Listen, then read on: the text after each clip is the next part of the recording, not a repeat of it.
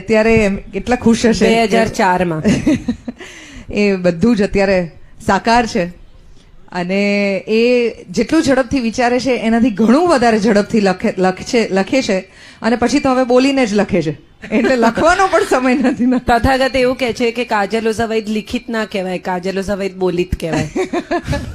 તથાગત એમના પુત્રનું નામ છે. આજે આપણે કાજલ વૈદ્યની સાથે એક સુંદર સાંજ માણવાના છીએ. હું સ્કૂલમાં હતી ને પછી કોલેજમાં હતી ત્યારે મારા એ સમયે જે બોયફ્રેન્ડ હતા તેનાથી રિસાઈ જાઉં અને ભૂખી હોઉં કે કોઈ લેક્ચર બંક કર્યો હોય ત્યારે એમના ઘરે જઈને ઊંઘી જતી. સો મેં કવિતા વાંચન લિટરેચરને વાંચવાની શરૂઆત જ એકચ્યુઅલી એમને કારણે કરી, કારણ કે મારા માતા પિતા બંને વર્ષોથી ખૂબ બધા લિટરેચરની સાથે જોડાયેલા હોવા છતાં, આર્ટની સાથે જોડાયેલા હોવા છતાં મને પુસ્તકો વાંચવા ગમતા જ નહીં અને મને સાહિત્ય તરફ વાળનાર એ કાજલ વૈદ છે. અને એટલે માત્ર એ જ સ્થાન નથી એમનું મારા જીવનમાં, હું તો માં કહું છું એમને, પણ અમે એટલા બધા વર્ષોથી એકબીજાને ઓળખીએ છીએ એટલે લગભગ 2 દાયકા તો ઇઝીલી તમે ગણી શકો કે એટલા સમયથી તો અમે સાથે છીએ જ.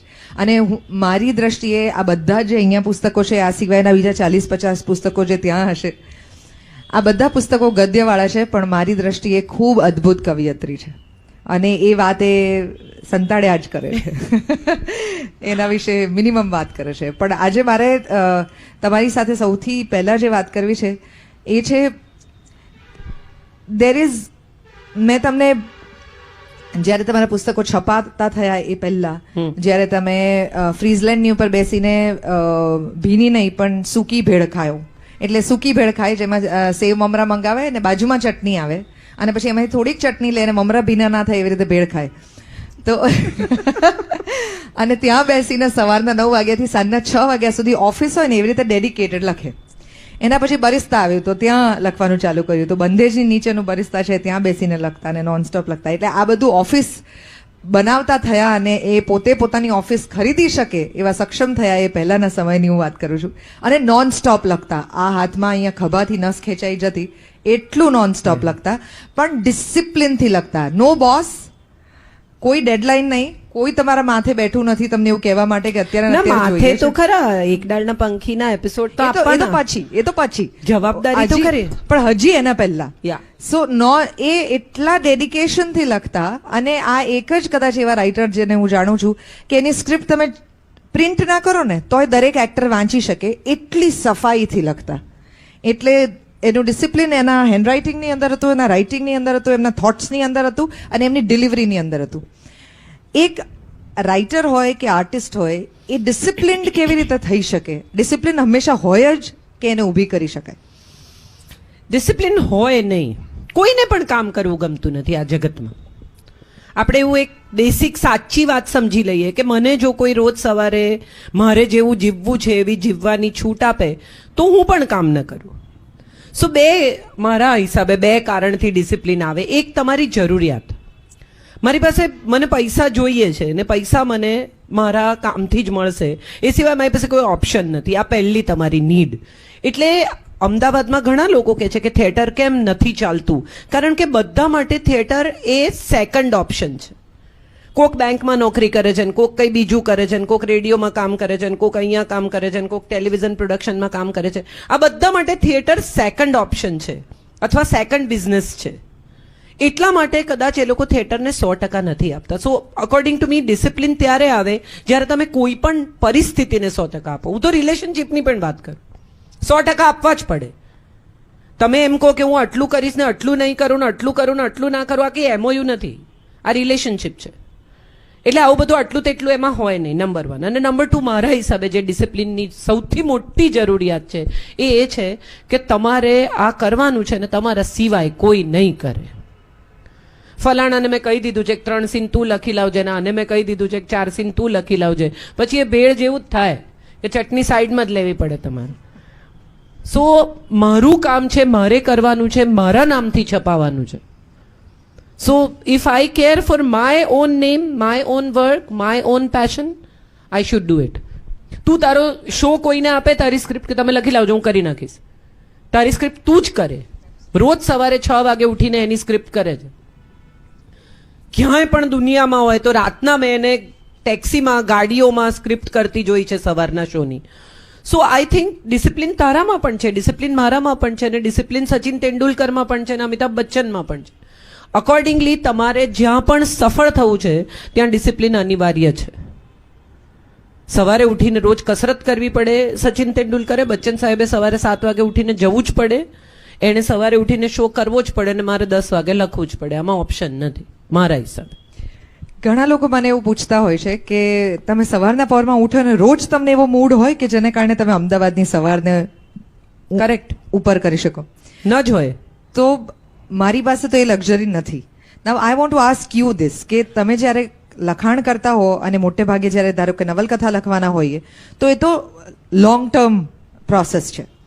તો એ આખી પ્રોસેસ દરમિયાન તમારા પુસ્તકો જે છે એ તમારા ફ્રેમ ઓફ માઇન્ડ તમારું જે પ્રકારનું હતું એવા પુસ્તકો તમે ડિલિવર કરી શક્યા, એવી તમારી પાસે લક્ઝરી હતી કે તમારું ગમે તે ફ્રેમ ઓફ માઇન્ડ હોય, there was a decided factor કે મારે આ વિષય ઉપર કે આ ઇમોશન ઉપર કે આ સ્ટેટ ઓફ માઇન્ડ માં વ્યક્તિ વાંચે અથવા તો એને એ ઉભરીને આવે એવી પ્રકારનું લખવું છે? Did you ever have that luxury?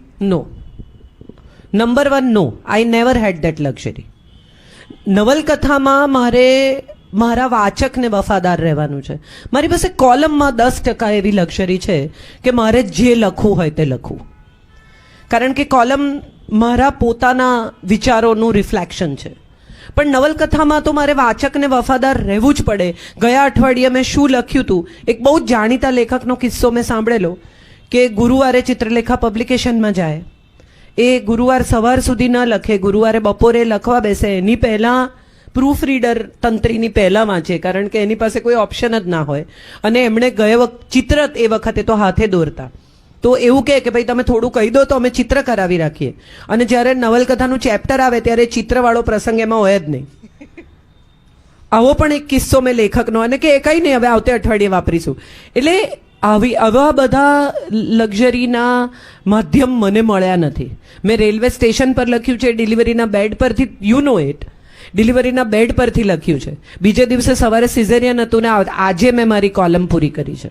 મારા ફાધરને કેન્સર હતું અને એમને દર બુધવારે મારે કીમોમાં લઈ જવાના, એટલે દર બુધવારે એમની કીમોમાં હું બેસું અને હાથે લખું, કારણ કે મારી પાસે કોઈ બીજો એ વખતે ટાઈપિસ્ટ ત્યાં આવી ન શકે. પણ ગુરુવારે મારે કોલમ આપવાની, એટલે પપ્પાને કેન્સર હતું ત્યારે પણ મેં લખ્યું છે. એટલે આવી કોઈ મૂડની લક્ઝરી મારી પાસે નથી. હવે એવી લક્ઝરી છે કે મારે ફિઝિકલ લેબર નથી કરવું પડતું. હવે હું બોલું છું અને મારા ટાઈપિસ્ટ સીધું કીન કરે છે, એટલે ફિઝિકલ મજૂરી નથી. પણ એ પણ તમે લક્ઝરી તરીકે નથી લીધી, because you could not write any more with your right hand, so you had to depend on them. એટલે it could be seen as કે અરે જો હવે મોટા રાઇટર થઈ ગયા એટલે એમને હવે લખવું નથી. That's not the reality. બહુ જ વાર સુધી જમણો હાથ આમ રાખીને લખ્યા કરું તો મને ખભો પકડાય છે, હવે સ્પેઝમ થાય છે એટલા માટે. એટલે એ કહેવું જરૂરી છે, બાકી તમારા માટે તો બહુ ઇઝી છે. અહીંયા બેઠા જ હશે 25-35 લોકો નીચે કોમેન્ટ લખવા માટે કે આમણે મને બ્લોક કર્યો, આમણે મને આમ કર્યું, આમણે મને તેમ કીધું, આમણે આ કપડાં પહેર્યા. So for all of those I want to give you a very it's very easy to give statements on people who are very successful, કારણ કે તમારાથી એટલા બધા દૂર છે કે તમને એવું લાગે છે કે હું અહીંથી પથ્થરો ફેંકીશ એને કદાચ વાગશે. એકચ્યુઅલી તો એને વાગતો જ નથી, કારણ કે એને જો એટલા ઉપર જવું હોય તો એ ઊંચાઈ ઉપર બેઠા છે જ્યાં તમારો પથ્થરો નહીં પહોંચે. That is one.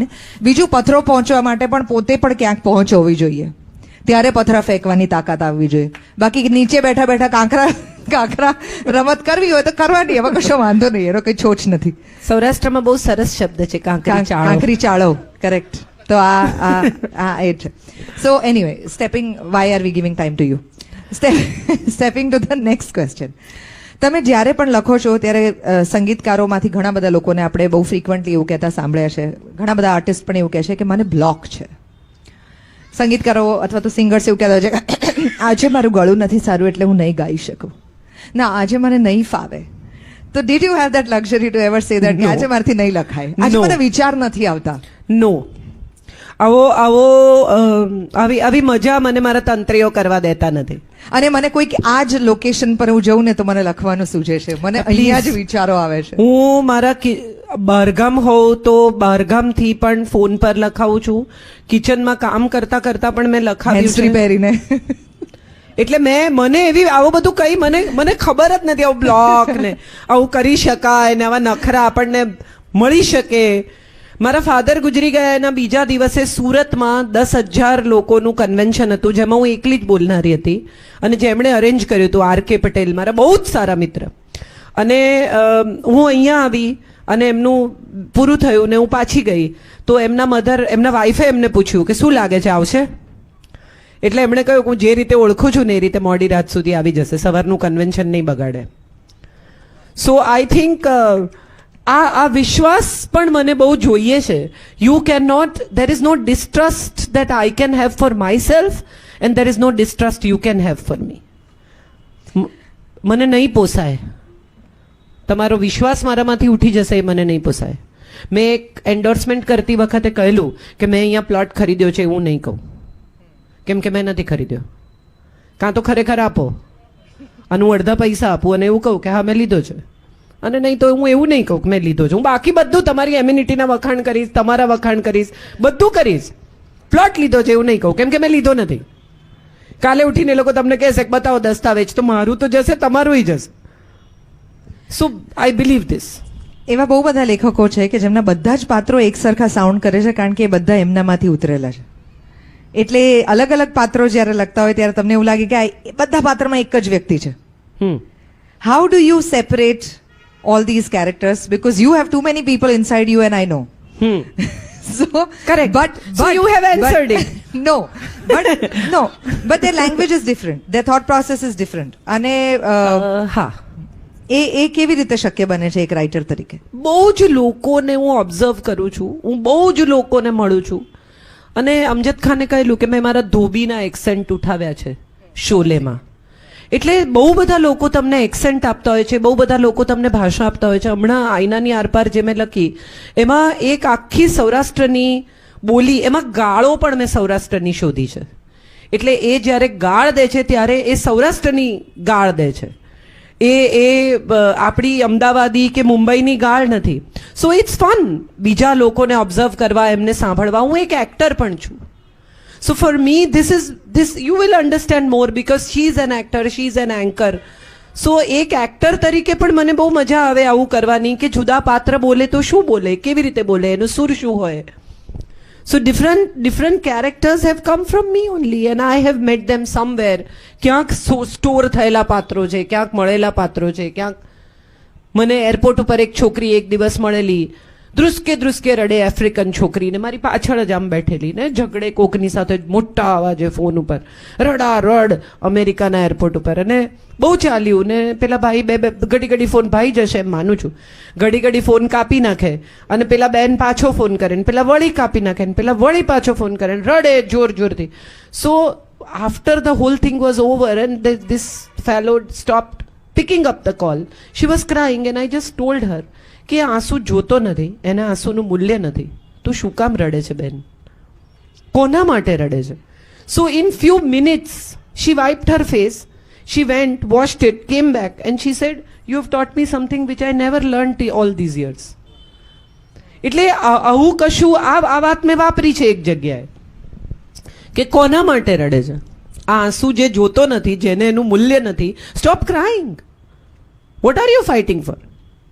તો આ પાત્ર ત્યાંથી આવ્યું છે, જે મેં ક્યાંક વાપર્યું છે. એ આફ્રિકન નથી, પછી જ્યારે મેં એને કન્વર્ટ કરી છે ત્યારે, પણ એ વાત ત્યાંથી આવી છે. સો આવા કેટલા બધા લોકો મને મળતા હોય, વાત કરતા હોય, પોતાની વાત કરતા હોય, એમાંથી બનતું જાય. લોગ આતે ગયે ઓર કારવા બનતા ગયા. કાજલબેન જેટલી બધી વાર બોલવા માટે ક્યાંય પણ જાય છે, જે લગભગ મહિનાની અંદર 15 થી 20 અલગ અલગ શોઝ એવા હશે કે જ્યાં વક્તા તરીકે જતા હોય, પ્લસ આટલું બધું લખતા હોય, અને પ્લસ એમની કોલમ્સ હોય, પ્લસ સાંજની રસોઈ હું જાતે કરીશ. આ બધામાં એ તૈયારી વગર કંઈ પણ નથી કરતા. તો તૈયારીના મહત્વ વિશે જો તમે થોડીક વાત કરી શકો તો, કે what is the importance of homework? C honestly speaking, હમણાં મહેશ નરેશ ના 1 વર્ષનો શો હતો, 1 વર્ષ એમને વરસી. ઇટ વોઝ, આમ તો બધા પરફોર્મ કરવાના હતા, જુદા જુદા લોકો, એક્ટર્સ, એમના ગીતો પર. મારે તો વચ્ચે વચ્ચે બહુ ટૂંકમાં અનુસંધાન જોડી આપવાનું હતું, કારણ કે એટલા બધા પરફોર્મન્સીસ હતા કે મારે કંઈ ખાસ બોલવાનું નહોતું. તેમ છતાં મેં મહેશ નરેશનું પુસ્તક મંગાવ્યું, એમના જીવનનું વાંચી કાઢ્યું અને જે 5 લિંક મેં કરી એ 5 લિંક એવી હતી કે નરેશભાઈના વાઈફે સ્ટેજ પર આવીને મને એમ કહ્યું કે આમાંની કેટલીક વસ્તુઓ તો એવી છે કે જે અમને પણ નથી ખબર. સો ધ ફન ઇઝ તમને આવું એક એન્ડોર્સમેન્ટ મળે, આવો એક પીઠ કોઈ થાબડી જાય ને, એ બહુ મહત્વનું છે. વાંચ્યા વગર નહીં જવાનું, તૈયારી કર્યા વગર નહીં જવાનું, વિષયને વફાદાર રહેવાનું. તમને એમ કહ્યું હોય કે લગ્ન જીવન પર બોલો, તો એમાં બીજી વાત ક્યાં આવે છે કે હું અમેરિકા ગઈ ત્યારે આમ થયું, હું આફ્રિકા ગઈ ત્યારે આમ થયું, મેં કેન્યામાં આમ જોયું છે અને પૂછડે આમ જોયું છે અને ઢીકણે તેમ જોયું છે. તમારે વાત શું કરવાની છે લગ્ન જીવન પરની? તો આપણે એક તો વિષયને વફાદાર લઈએ, લગ્ન સાથે જોડાયેલા જ મુદ્દા લઈને ચાલીએ. આપણે પેરેન્ટિંગની વાત કરવાની છે તો પેરેન્ટિંગની જ વાત કરીએ. અને કહેવા માટે બહુ બધું છે, પણ થાય છે શું કે વક્તા પાસે વાત ખૂટી જાય છે, મુદ્દા ખૂટી જાય છે એટલે ગોળ ગોળ ફરવા માંડે, બીજી વાત. અને સૌથી મહત્વનું જે મને એવું લાગે છે કે એક વક્તા તરીકે બહુ જ શીખવાનું છે, એ મોટા નામ ડ્રોપ કરવાનું છોડી દો. એક બહુ જાણીતા ફલાણા યુ ગ્રાન્ટ નામના એક એક્ટરે આમ કહે, તમે સાંભળ્યો છે યુ ગ્રાન્ટને? તમને ખબર છે યુ ગ્રાન્ટે શું કહ્યું છે? એની બાયોગ્રાફીમાં 4 લીટી, પણ એવું અમિતાભ બચ્ચને કહ્યું છે ને એવું વિકી કૌશલે કહ્યું છે. આપણે શું કામ આપણા લોકોને મોટા નથી કરતા? પશ્ચિમના લેખકો, પશ્ચિમના ફલાણા, પશ્ચિમના આમ મોટા લેખકો, મોટા name dropping. Let's not do that. તમારી પાસે મુદ્દો છે તો તમને નેમ ડ્રોપિંગની જરૂર નહીં પડે. કોટ કરવાની જરૂર ક્યારે પડે? કે જ્યારે તમારી પાસે મુદ્દો નથી. કવિતાઓથી ભરી દે એટલે શણગારવાનું છોડી દો. મૂળ વાનગીમાં જો મજા નહીં હોય ને તો ઉપર ગમે એટલી કોથમીર ભભરાવશો ને ટમેટા નાખશો અને દાડમ નાખશો, 1 ચમચી ખાશે એટલે. અને ઓડિયન્સથી ઇન્ટેલિજન્ટ બીજું કોઈ નથી. Let me tell you this very honestly. એટલે તૈયારી વગર ગયેલો વક્તાને પકડાઈ જતા 10 મિનિટ થાય છે, 10 minutes, and your audience knows કે તમારી તૈયારી નથી. અને એમાં પ્રશ્નોત્તરીમાં તો તમે મરી જ જાઓ. તમારે બહુ જ લાંબુ ક્યારે બોલવું પડે? તમે પરીક્ષા જેણે સ્કૂલની આપી હશે બધાને ખબર હશે, મુદ્દાસર જવાબ લખો, આવું લખ્યું હોય. પછી તમે લાંબુ એટલા માટે લખો કારણ કે તમને મુદ્દો નથી ખબર. રામે સીતાને પોતાની સાથે લઈ જવા માટે શું કહ્યું? તો એણે 2 જ વાક્યમાં કહ્યું હતું કે તમારે આવવું હોય તો તમે ચોક્કસ આવો, અને નહીં તો તમે અહીંયા મહેલમાં આરામથી રહો, ત્યાં વનમાં તમને મારી સાથે નહીં ફાવે. બસ આટલો જ મુદ્દો છે. પછી મહેલ રામનો લીલો હતો અને સીતાએ વલકલ પહેર્યા હતા અને ત્યાં કેળના પાન હતા. આનું કાંઈ મહત્વ જ નથી. 2 જ વાક્યમાં જે સંવાદ થયો તમને ખબર છે તો લખો. મોટા ભાગના વક્તાઓનો પ્રશ્ન શું છે કે એમને મૂળ મુદ્દો ખબર નથી, એ ભટકે છે, રસ્તો ખોવાઈ ગયો છે, જીપીએસ લોસ્ટ છે. માટે હું કહું છું કે તૈયારી અનિવાર્ય છે. મુદ્દા લખો, તમને યાદ. મને તો મારી મેમરી હજી સુધી ઈશ્વરની કૃપાથી સારી છે, પણ નહીં તો મુદ્દા લખી લો. નાનકડો પેપર ટેબલ પર હોય, એમાં તમે જરાય નાના નથી થતા. તમારે શું કહેવું છે એ વિચારી લો. તમારે કઈ દિશામાં લઈ જવું છે. લગ્ન કરવા ઘણા લોકો પૂછે છે કે અરેન્જ મેરેજ કરવા કે લવ મેરેજ કરવા, પણ આ તો એવું છે કે ફાંસીથી મરવું છે કે પિસ્તોલથી. એમ પહોંચશે ધીરે ધીરે. સો મુદ્દો એ છે કે તમે લખી લો ને. તમને વચ્ચે હ્યુમર અનિવાર્ય છે. તમારી પાસે હ્યુમર છે? ગંભીર મોઢું કરીને તમે કશું ભયાનક પ્રકારની સૂચના એમને આપવા આવ્યા હો કે હવે તમારી ખુરશી નીચે 3 મિનિટમાં બોમ્બ ફૂટવાનો છે, એવા પ્રકારની વાત સાંભળવા તમારો શ્રોતા આવ્યો નથી. એ તમને ચાહે છે, તમને સાંભળવા માંગે છે. So talk something which is interesting, entertaining and informative. આ 3 મુદ્દા અનિવાર્ય છે. અને જો 1 કલાક માટે બોલવું હોય તો લગભગ કેટલી પ્રેપરેશન એની પાછળ નાખવાની થતી હોય છે? દેવકી, ડિપેન્ડ્સ. તમે પહેલી વાર 1 કલાક માટે બોલવાના હો ને ત્યારે તમારે 1 કલાકથી વધુ મહેનત કરવી પડે. પછી I am a voracious reader and my memory God's grace બહુ સારી છે. સો મેં કશું વાંચ્યું હોય, એ મારી પાસે હોય, ક્યાંક સ્ટોર થયેલું હોય, જે બાય ડિફોલ્ટ આવે. પણ દરેક માણસને ન પણ આવે, એટલે વાંચતા રહો, ઉમેરતા રહો. બહુ ટૂંકમાં સમજાવું ને તો એટીએમ માંથી વિડ્રો કર્યા કરશો તો એક દિવસ કહેશે કે હવે પૈસા નથી. તમારે નાખવા પડશે તો તમે વિડ્રો કરી શકશો. So keep depositing which you can withdraw time and again. વાંચો, સાંભળો. I don't know what you like. બીજા વક્તાઓને સાંભળો, ત્યાંથી પણ મુદ્દા આવશે. એવું હું તો કોઈને સાંભળું જ નહીં, હું તો મારું જ બોલો, આવું બધું ના હોય. બીજા લોકો શું બોલી ગયા છે એ પણ જાણો, કારણ કે તમે રિપીટ ન કરો. હું એવા ઘણા વક્તાઓને ઓળખું છું કે જે પોતાના ટાઈમે જ આવે અને પોતાનું બોલીને જતા રહે. આગળ પાછળ શું થયું એમને ખબર ના હોય. એટલે ઘણીવાર એવું થાય કે એ જે આગળના વ્યક્તિ બોલ્યા હોય ને એ જ ફરી બોલે, કારણ કે એને ખબર જ નથી કે આગળ કોણ શું બોલ્યું છે. સો બી ધેર. 3 કલાકના કાર્યક્રમમાં જો તમે 3 કલાક ન આપી શકવાના હો તો તમે શું કરો છો? સો બી ધેર, લિસન ટુ અધર્સ. એમાંથી પણ તમને મુદ્દા મળશે, એને કાઉન્ટર કરવાના મુદ્દા મળશે. એક ભાઈએ બીજા ભાઈને પૂછ્યું કે તમે તમારી પત્નીને મારવાનું બંધ કરી દીધું? હા પાડે તો એનો અર્થ એમ થાય કે પહેલા મારતા હતા, ને ના પાડે તો એમ પૂછે કે હજી મારો છો. આ ઇન્ટરેસ્ટિંગ છે, આ કાઉન્ટર છે, આપો સામે. અને ત્યારે હું એમ કહું કે તમને કેમ ખબર કે હું મારતો હતો? So this is very interesting કે તમે કાઉન્ટર કેવી રીતે કરો છો, તમારી તૈયારી. અને સૌથી ઇમ્પોર્ટન્ટ, પ્રેઝન્સ ઓફ માઇન્ડ. ત્યાં જ રહો. મોટા ભાગના લોકોનો પ્રોબ્લેમ એ છે કે એ લોકો ત્યાં હોતા જ નથી.